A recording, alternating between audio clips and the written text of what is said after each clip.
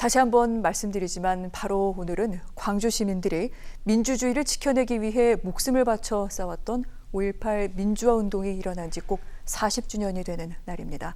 오늘 5.18 민주화 운동 서울 기념사업회 김청식 수석 부회장을 모시고 그 의미를 다시 한번 좀 새겨보도록 하겠습니다. 부회장님 어서 오십시오. 예, 안녕하십니까? 네. 자, 민주화 운동 벌써 40주년이 됐습니다. 예, 그렇게 됐습니다. 의미부터 다시 한번 좀 짚어주실까요? 예, 민주, 인권, 평화, 통일을 염원하는 광주 시민을 전두환 일당이 40년 전 오늘 짓밟아 버렸죠. 이제는 진상 규명이 되고 책임자 처벌, 그다음에 용서, 화해가 되어 우리 모두가 하나 되는 대동세상이 되었으면 합니다. 네, 알겠습니다. 저희가 그러면 잠깐 그 5월 18일 40년 전으로 좀 돌아가 보도록 하겠습니다. 당시 광주에 계셨었나요? 예, 광주에 있었습니다. 그때 그러면은 나이가 어느 정도였고 네, 무슨 일? 22살이었고요. 네. 학생이었습니다. 네. 근데 이제 아시다시피 80년 그 민주화의 봄이 찾아왔는데 군부 구테타 세력이 정권 찬탈을 기도했죠. 그래서 이것을 막아내려고 이 모든 학생들이 그 대학가에서 시위를 여러 같이 했던 때입니다. 부회장께서는 그럼 이 광주 민주화 운동이 일어났을 때 어디에서 무슨 일을 하고 계셨습니까? 그때 이제 5월 16일까지 시위를 하고 5월 17일이 제가 봤을 때 그때 토요일인 것으로 보이는데 집에 잠깐 쉬러 왔어요. 왔는데 군대 초급 장교로 있는 선배가 오후 늦게 저녁 때쯤 찾아와서 송정 비행장에 공수부대가 많이 와 있다. 위험하니 네가 피해 있으면 좋겠다. 그런 얘기를 들었어요. 그때 어머니도 옆에 계셨죠. 그래서 옷을 입고, 물론 그런 느낌은 있었거든요. 옷을 입고 나오려고 하는데 어머니께서 그래 밥이라도 한술 뜨고 가라. 그래서 밥을 먹고 잠이 들어버렸어요. 그 짧은 잠깐만 쉰다 하는 게. 근데 꿈결에 저희 문 그 철문을 때리는 소리가 들려요. 그래서 긴가민가 그 비몽사몽 하는데 아버지가 깨우면서 교수라는 분이 전화가 와서 네가 위험하니까 피신해야 된다고 해서 어딨냐고 묻더라. 그래서 집에 있다고 전화를 끊고 2, 3분 있다가 저를 잡으러 온 거죠. 그래서 그때 시간으로 보면 5월 18일 그러니까 5월 17일 자정을 기해서 전국에 비상계엄이 확대해서 나중에 보니까 제가 이제 사전 그 예비 검속자 명단에 있어서 5월 18일 0시를 바로 넘어서 뭐 새벽 1시, 2시 뭐 그때쯤 체포됐습니다. 보안부대 요원들에게. 그래서 505 보안대로 이송됐죠. 문재인 대통령도 당시 17일 날 체포돼서 이제 경찰 구치소에 있었다라고 얘기를 했었는데 혹시 지금 그럼 부회장께서 만약에 만약은 아니지만 5.18 관련해서 직접 그 현장에 있었던 분들 이야기를 들은 것 중에 혹시 기억에 남는 내용들이 좀 있을까요? 제가 이제 그 부분도 있지만 제가 직접 경험한 게 있습니다. 뭐냐면 그 상무대 영창에 5월 18일 오후에 들어갔는데 그대로 이제 시민군들이 끌려왔어요. 시민군들이 끌려왔는데 한 번은 저녁에 누가 봐도 많이 구타당한 듯한 그 시민군인데 뭐 걸음걸이도 좀 안 좋고 근데 그 친구하고 우연히 같이 자게 됐어요. 그런데 밤새 뒤척거리면서 신음하고 그래서 저도 자다 깨다를 반복했죠. 근데 아침에 보니까 얼굴이 일그러져 가지고 형태를 알아볼 수가 없었어요. 근데 제가 그때 무슨 생각을 했냐면 이 시민군이 내가 아닌 것이 다행이다. 이런 부끄러운 생각을 했던 게 지금도 굉장히 죄송하게 생각하고요. 또 하나는 사실 군대 영창이라는 곳이 자고 일어나면 구타하고 또 고문하고 그런 데거든요. 근데 그때 그 6.3 한일회담 반대 데모로 제적됐던 정동년 나이 많은 선배 학생이 있었는데 그분은 아마 30대 후반이었을 겁니다. 그때 나이가. 그분이 하도 힘드니까 밥 먹다가 수저를 가지고 화장실을 들어갔어요. 근데 아다시피 군대 그 숟갈은 앞부분이 그 포크처럼 날카롭습니다. 그렇게 돼 있어가지고 군대 화장실에 들어갔는데 안 나오는 거예요. 그런데 신음소리가 나서 들어갔더니 네, 네. 그 포크 달린 칼로 자살 기도를 했죠. 네. 그래서 배에 상처가 나서 병원에 가는 이제 뭐 그런 아주 그런 일이 있었습니다. 그런 기억이 생생합니다. 바로 그 옆에서 정말 생생하게 그렇습니다. 그런 그분들의 상처와 아픔을 겪으셨네요. 알겠습니다. 자, 뭐 오늘 문재인 대통령 전남도청 이야기도 하면서 과연 나라면 거기에 남을 수 있었겠느냐 이런 생각을 해보게 된다 이런 말씀을 하시기도 했는데요. 그만큼 그분들의 고통과 또한 여러 가지 희생에 대해서 다시 한번 좀 옷깃을 여며야 될 때가 아닌가 그런 생각을 하기도 합니다. 그런 차원에서 5.18 민주화운동 기념일, 지난 1997년에 국가기념일로 제정이 됐고요. 올해 40주년을 맞아 굉장히 많은 행사가 예정이 되어 있었습니다만 코로나19로 안타깝게 취소가 됐습니다. 이 서울기념사업회에서도요, 2002년부터 매년 공식적으로 이 행사와 기념식을 개최했는데 올해는 어떻게 좀 잘 열었습니까? 예, 사실은 매년 서울광장이나 광화문 광장에서 행사를 했었습니다. 네. 그렇지만 이 코로나 여파로 인해서 사회적 거리두기 일환으로 오늘은 서대문 형무소 역사관에서 좀 축소해서 네. 행사를 진행했습니다. 다행히 오전에는 비가 안 왔고 제가 이 방송국에 오면서는 비를 네. 쫄딱 맞고 왔습니다. 아이고, 와주셔서 그래도 감사합니다. 다행히 그래도 오전 행사는 좀 무사하게 잘 진행이 된 것 같습니다. 그런데 5.18 민주화운동 서울기념사업회 사실 여러 가지 일을 상당히 많이 해왔습니다만 이 가운데 청소년 역사교육 사업을 좀 꼽을 수가 있을 것 같습니다. 올바른 민주의식 함양 그리고 5.18 정신을 계승하기 위한 취지이기도 한데요.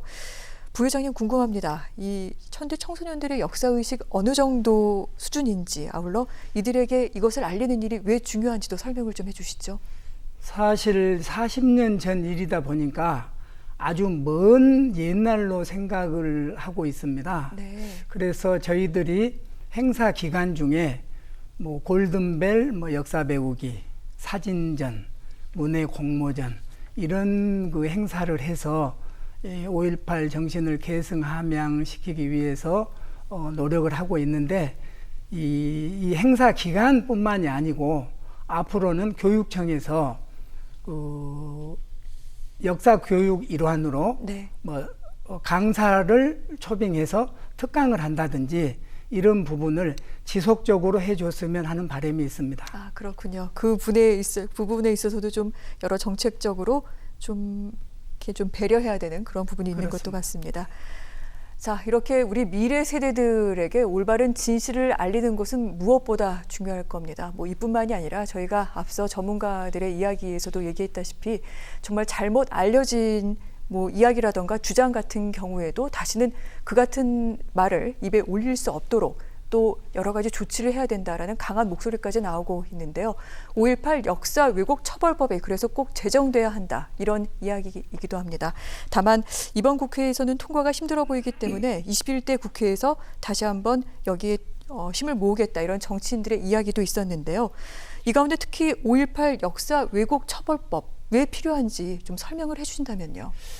우리가 유럽에 홀로코스트 법이 있습니다. 네. 홀로코스트 법은 나치 만행, 그 중에서도 유태인을 600만 명 학살한 사건, 여기에 관계자를 지금도 색출해서 처벌하는 것입니다. 네. 그런데 일부 유럽에서도 유태인은 죽을만 해서 죽일만 했다.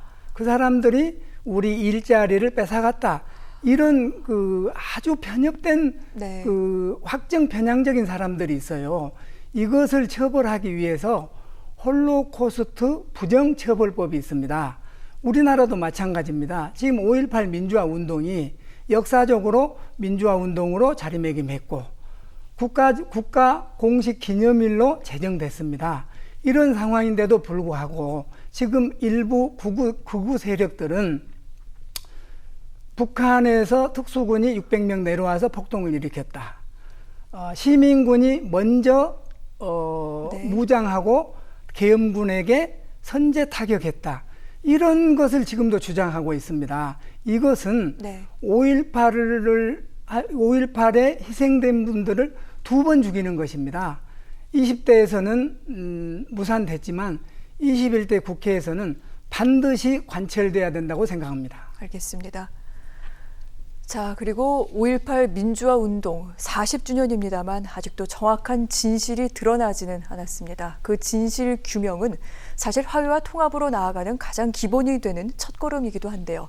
지난주 5.18 진상규명조사위원회가 이제 활동에 들어갔습니다. 그런데 이 조사위의 출범까지 사실은 서울기념사업회 역할이 상당히 크다고 듣기도 했습니다. 네. 많이 고생하셨고요. 앞으로 진상조사위가 어떤 것들을 조사하게 됩니까?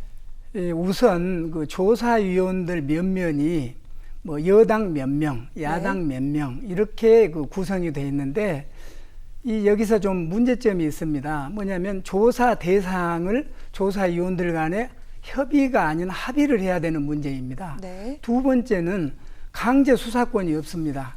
강제 수사권이 없으면 자료 요청을 했을 적에 아니면 그 사람을 소환했을 적에 안 오고 그 자료를 제출 안 하면 그만인 것입니다. 그래서 저희들이 지속적으로 주장하는 것은 강제 수사권이나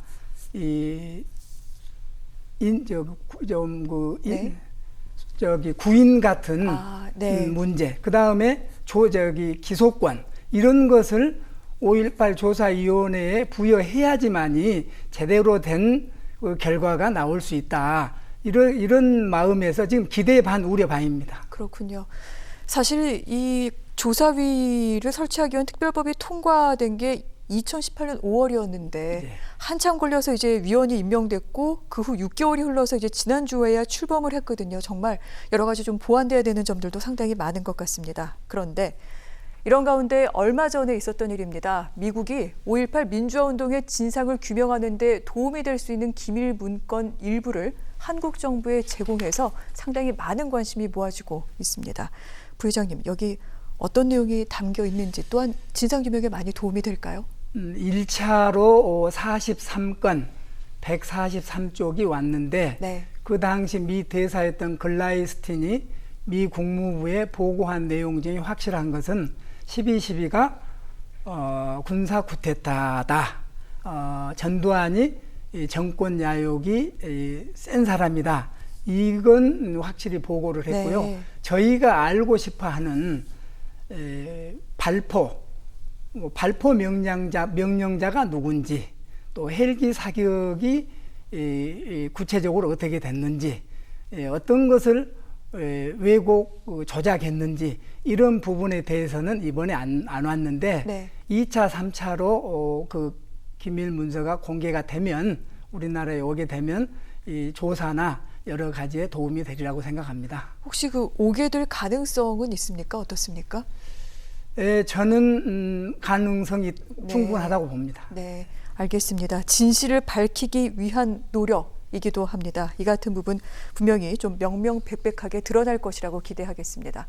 오늘 5.18 민주화운동 40주년을 맞아서 이 5.18 민주화운동의 의미 그리고 앞으로 우리가 해결해야 할 과제까지 여러 가지로 짚어봤는데요. 부회장님, 오늘 어려운 걸음 하셨는데 끝으로 의미 있는 날 또 시청자 여러분들께 당부하고 싶은 말씀이 있으시다면 좀 해주시죠. 광주 민주화 운동은 세계 문화유산에 등재되어 있습니다. 네. 자랑스러운 일입니다. 이 부분을 우리가 계승 발전시키는 것은 의무라고 생각합니다. 많은 분들의 5.18 민주화 정신을 잘 이해해 주시고 자랑스럽게 생각해 주시기 바랍니다. 알겠습니다. 5.18 민주화 정신, 광주 정신, 5월 정신의 이해 그리고 공감, 아울러 함께 나누는 부분까지 당부하신 걸로 알겠습니다. 오늘 출연해 주셔서 감사합니다. 감사합니다.